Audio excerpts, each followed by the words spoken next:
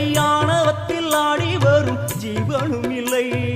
சொந்த பந்தம் யாரும் இல்லை, சூழும் ஜனம் நல்லதில்லை.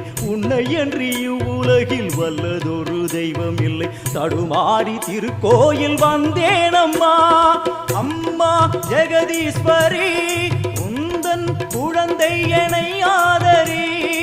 அம்மா ஜெகதீஸ்வரி, உந்தன் குழந்தை என்னை ஆதரி.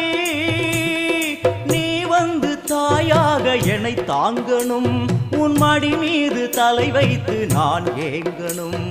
சலனங்கள் இல்லாமல் மனம் தூங்கணும், மனம் தூங்கணும், மனம் தூங்கணும்.